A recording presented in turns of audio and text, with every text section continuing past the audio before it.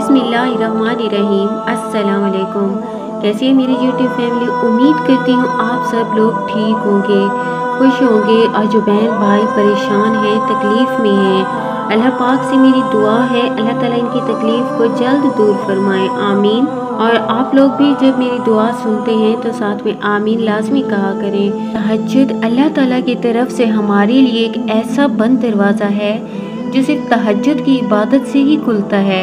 ये दरवाज़ा सिर्फ उन लोगों के नसीब में होता है जो वाकई अल्लाह के करीब होना चाहते हैं। जब तुम्हें कोई रास्ता नज़र नहीं आता तो अल्लाह ताला तुम्हें खुद आवाज़ देता है और सबसे बढ़कर अल्लाह खुद इन्हें तहज्जुद की तरफ बुलाता है। वैसे तो अल्लाह हर तरफ है, पर तहज्जुद में खास स्याह काली चादर के पीछे रात की अंधेरी में सिर्फ वही लोग अल्लाह को देख पाते हैं जिसने अल्लाह से बेपनाह मोहब्बत की हो। इस वक्त अल्लाह और आपके दरमियान गुफ्तगू, आंसू से भरी हिचकियों और दिल में की गई बातों की आवाज़ अल्लाह के सिवा कोई नहीं सुन पाता। इस वक्त तहज्जुद के सजदे ना तो सर उठाने का दिल करता है, ना ही आसमान से नज़र हटाने का। यूँ समझो कि तुम एक कश्ती पर सवार हो और कश्ती टूटी हुई है और समंदर पर लहरों में हिचकोले खा रही है। तुम जानते हो कि एक तुम हो और एक तुम्हारा खुदा है। जब तुम्हें कोई राह नज़र नहीं आ रही होती, फिर भी तुम्हें कामिल यकीन होता है कि वो तुम्हें इस आजमाइश से बचा लेगा, क्योंकि तहज्जुद में मांगी गई दुआ ऐसा हुनर है जिसका निशाना कभी खता नहीं होता। क्योंकि तहज्जुद में मांगी गई दुआ एक ऐसा तीर है जिसका निशाना कभी खता नहीं होता।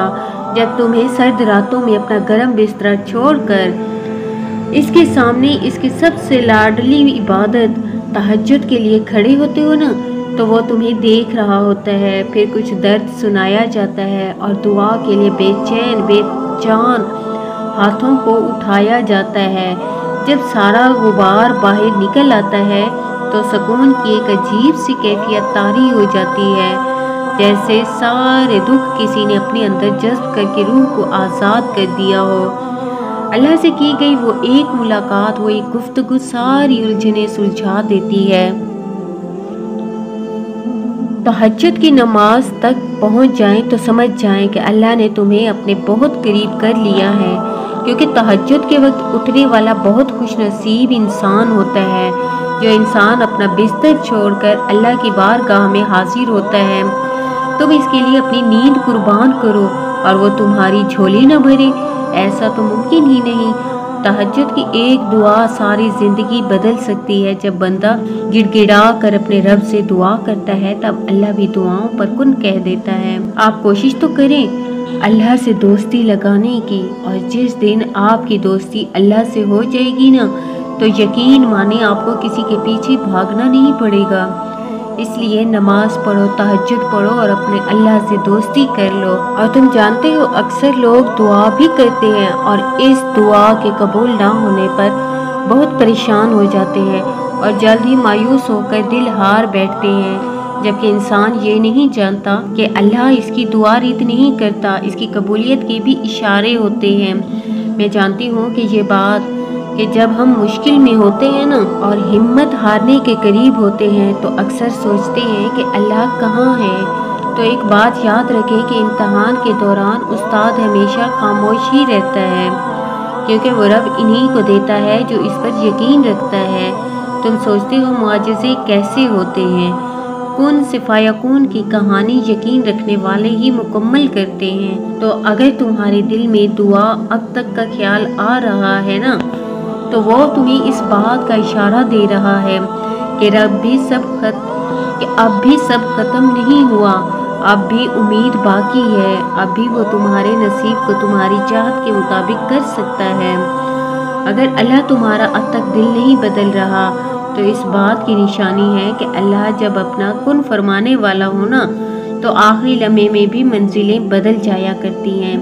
नबी करीम सल्लल्लाहु अलैहि वसल्लम ने फरमाया,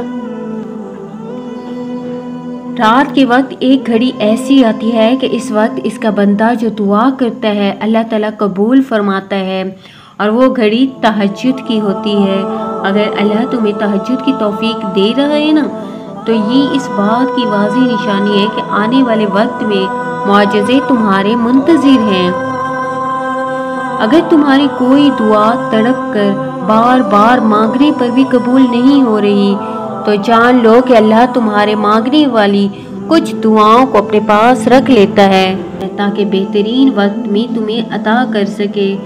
جب کبھی تمہیں لگے کہ تم بہت تھک چکے ہو اور دعا بھی نہیں مانگ سکتے تو خالی ہاتھ پھیلا دیا کرو۔ وہ تمہارے اس پھیلے ہوئے ہاتھ اس بات کی گواہی دیتے ہیں کہ تم رب کائنات کے محتاج ہو، اور میرا رب تو بند لبوں کی بولیاں، ان کی خاموشیاں بھی جان لیتا ہے۔ اگر دعا میں آنکھ سے آنسو بہہ رہے ہیں اور زبان کی بجائے دل بول رہا ہو، ایسی کیفیت اس بات کا اشارہ کرتی ہے کہ اللہ کن کی نعمت سے نوازنے ہی والا ہے۔ نبی کریم صلی اللہ علیہ وسلم نے فرمایا کہ انسان اپنے رب کے قریب سب سے زیادہ سجدے کی حالت میں ہوتا ہے، اس لیے دعا کثرت سے کیا کرو۔ پوچھا گیا ہے یہ کیسے پتہ چلے گا کہ اللہ ہمیں کب عطا کرنے والا ہے؟ تو جواب آیا وہ عطا کرنے پر آ جائے تو مانگنے کے طریقے بھی سکھا دیتا ہے۔ جب تم اپنے دل کے فیصلوں کا اختیار اپنے رب کو دے کر پرسکون ہو جاتے ہو نا، اس بات کا واضح اشارہ ہوتا ہے کہ وہ تمہاری دعاؤں پر راضی ہے، بس کن کا اشارہ باقی ہے۔ ویورز، اپنی دعاؤں میں یاد رکھیے گا۔ ملتے ہیں اپنی نیکسٹ ویڈیو میں، اور کمنٹس میں مجھے اپنی رائے کا اظہار لازمی کیجیے گا۔ جزاک اللہ۔